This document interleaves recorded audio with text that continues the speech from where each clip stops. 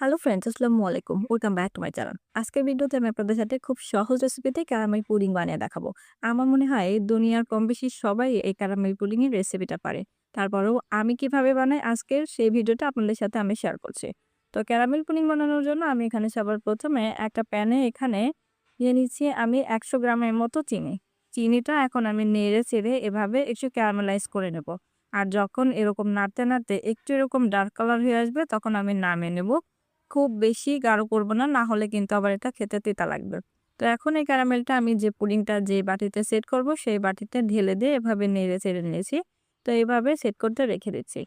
ক্যারামেলটা আমরা ভালোভাবে সেট করার জন্য এক সাইডে রেখে দিয়েছি। এখন আমরা পুডিং এর জন্য ব্যাটারটা রেডি করে নেব। তো এর জন্য এখানে একটা পাত্রে আমি নিয়ে নিচ্ছি হচ্ছে ২ টা রুম টেম্পারেচারে থাকা ডিম। আর এর সাথে আমি এড করে দিচ্ছি ১০০ গ্রাম পরিমাণ চিনি। চিনির পরিমাণটা আপনারা বাড়িয়ে কমিয়েও নিতে পারেন। আর এখন এর সাথে আমি দিয়ে দিচ্ছি হচ্ছে ৳১০ দামের পাউরুটি। বাসায় আজকে ব্রেড গুলা ছিল না, এজন্য বাসায় যে গোল পাউরুটিগুলা থাকে সেগুলা ছিল। আমি আজকে সেখান থেকে একটা পাউরুটি এর ভেতরে দিয়ে দিয়েছি। আর এখন এর সাথে আমি দিয়ে দিলাম ৫০০ গ্রাম পরিমাণ দুধ। আমি এখানে দুধটা ভালোভাবে জাল করে ঠান্ডা করে নিয়েছিলাম। আর এর সাথে আমি এড করে দিলাম হচ্ছে ৳১০ দামের ১ প্যাকেট গুঁড়া দুধ। সবগুলো উপকরণ আমি দিয়ে দেওয়ার পরে একটা চামচের সাহায্যে এভাবে নেড়ে চেড়ে একটু মিশিয়ে নিচ্ছি। আর এটা কিন্তু এখন আমি ব্লেন্ড করে নিব। ব্লেন্ড করে দিলে কিন্তু খুব ভালোভাবে একটা স্মুথলি ভাব আসে। তো এখন আমি এখানে একটা ব্লেন্ডারের জার নিয়ে নিয়েছি। তারপরে এই যে সবগুলো উপকরণ আমি এখন ব্লেন্ডারের জারে দিয়ে দিয়েছি।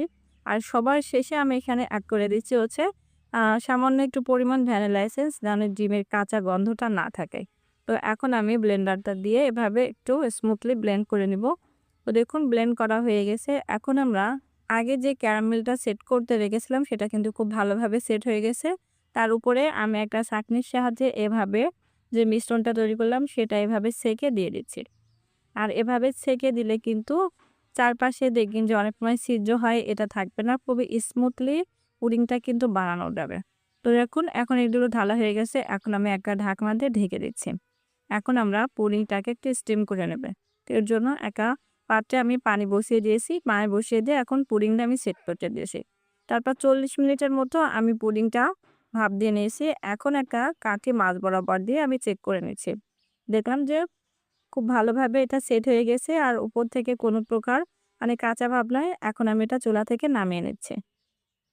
পুডিংটা চুলা থেকে নামিয়ে আমি ১ ঘন্টার জন্য নরমাল ফ্রিজে রেখে পুডিংটা খুব ভালোভাবে ঠান্ডা করে নিয়েছি।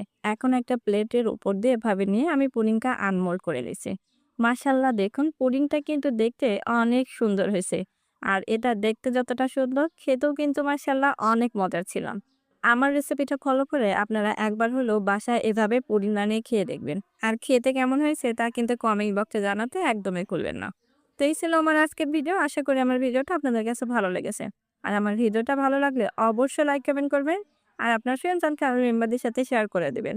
আর এরকম নতুন, নতুন আরো ভিডিও পেতে আমার চ্যানেলটা সাবস্ক্রাইব করে সাথেই থাকবেন। আজ এ পর্যন্ত, সবাই ভালো থাকবেন, সুস্থ থাকবেন। আল্লাহ হাফেজ।